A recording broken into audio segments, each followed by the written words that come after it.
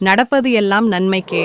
காட்டு ராஜா சிங்கத்தின் குகை வாசலில் ஏகப்பட்ட மிருகங்களின் கூட்டம். காட்டு ராஜா வேட்டையாடச் சென்றபோது கால்விரலில் அடிபட்டு விரல் துண்டாகிவிட்டதென்று அறிந்து துக்கம் விசாரிக்கத்தான் காட்டுப் பிரஜைகளான மிருகங்கள் கூடியிருந்தன. ஒவ்வொரு மிருகமாக வரிசையில் நின்று குகையின் உள்ளே சென்று சிங்கராஜாவை பார்த்துவிட்டு திரும்பின. சிங்கராஜா காலில் பலமான கட்டுடன் கட்டிலில் படுத்து கிடந்தது. அருகே சிங்கராணி வழியும் கன்றும் சிந்திய மூக்குமாக அமர்ந்திருந்தது. ஒவ்வொரு மிருகமாக வரிசையாகச் சென்று கொண்டிருந்த போது வரிசையினிடையே வந்து புகுந்து கொண்ட குள்ளநரி சிங்கராஜாவின் அருகே சென்றதும் பெருமூச்சு விட்டபடி நடப்பது எல்லாம் நன்மைக்கே என்றது. சிங்கராஜாவுக்கு கடுங்கோபம் வந்துவிட்டது. நமது காலில் உள்ள ஒரு விரலே போய்விட்டது. இந்த குள்ளநரி நடப்பதெல்லாம் நன்மைக்கே என்று கூறுகிறதே, பிடி, அதை அடைத்து வை குகை சிறையில் என கட்டளையிட்டது சிங்கராஜா. சிப்பாய் குரங்குகள் பாய்ந்து நரியை பிடித்து இழுத்துச் சென்றன. ஒவ்வொரு காரியமும் நமது நன்மைக்குத்தான் நடக்கிறது என்ற உண்மையைத்தானே சொன்னேன் என்று புலம்பியபடி சென்றது குள்ளநரி. சிங்கராஜாவின் காலில் உள்ள புண் குணமாவதற்கு 3 மாத காலம் கடந்தது. காலில் ஒரு விரல் இல்லாமையால் சிங்கராஜா கம்பீரமாக நடக்க இயலாமல் நொண்டி நொண்டி நடந்தது. அதனால் மிருகங்கள் எல்லாம் மறைமுகமாக நொண்டி ராஜா என அழைத்தன. இப்படி சிங்கராஜாவை எல்லாரும் கேலி செய்வதைக் கேட்டு சிங்கராணிக்கு மிகுந்த வருத்தம். என்ன செய்வது?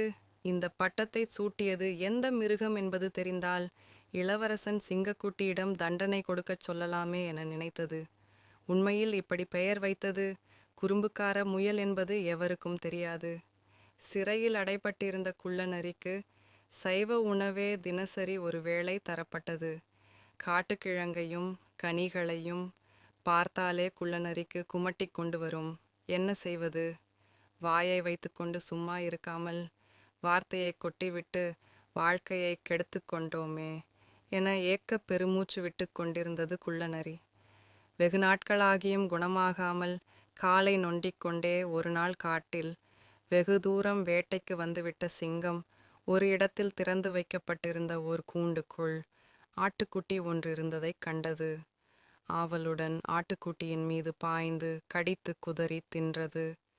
தின்று முடிந்து ஏப்பம் விட்டபடி திரும்பிய சிங்கம் அந்த இரும்பு கூண்டில் கம்பிக்கதவால் மூடப்பட்டிருந்ததைக் கண்டு திகைத்தது. மடத்தனமாக கூண்டுக்குள் அகப்பட்டு கொண்டோமே என்று நினைத்து வேதனைப்பட்டது. ஆத்திரத்தில் கர்ஜனை செய்தது. அப்போது கூண்டில் அடைப்பட்ட சிங்கத்தை தங்கள் வண்டியில் கட்டி இழுத்துச் சென்ற காவலர்கள், நம் இளவரசர் கேட்டபடி அவர் விளையாடுவதற்கு ஒரு சிங்கம் கிடைத்துவிட்டது. இதை பார்த்தால் மிகவும் மகிழ்ச்சியடைவார்.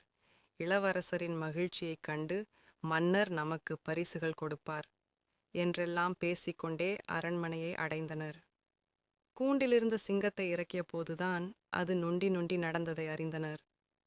இதை கண்டு வருந்திய அவர்கள், இது ஊனமுற்ற சிங்கம். இதை நம் இளவரசர் விளையாட பழக்கப்படுத்த முடியாது.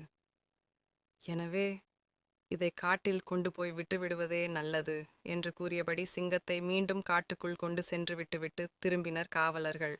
சிங்கத்திற்கு மகிழ்ச்சி பொங்கியது. நமது கால் விரல் இல்லாததால் தான் நம்மை விட்டுவிட்டார்கள். நடப்பது எல்லாம் நன்மைக்கே என்று அன்றைக்கு நரி சொன்னபோது ஆத்திரப்பட்டு அதை கூண்டில் அடைத்தோம். ஆனால் அது சொன்னது சரி என்று இப்போதுதான் உணர முடிகிறது என்றெல்லாம் நினைத்தபடி தனது குகைக்குச் சென்ற சிங்கம் தனது மனைவியிடமும் குட்டிகளிடமும் நடந்ததை சொன்னது. உடனடியாக சிப்பாய் குரங்குகளை அழைத்து சிறையை திறந்து குள்ளநரியை வெளியில் அனுப்புங்கள் என்று உத்தரவிட்டது. அதன்படி சிறையை விட்டு வெளிவந்த குள்ளநரியை வரவேற்ற சிங்கராஜா, அறிவு கடலே, இன்று முதல் நீங்கள்தான் எனது மந்திரி. நடப்பது எல்லாம் நன்மைக்கே என்று அன்று நீங்கள் சொன்னது உண்மையாகிவிட்டது.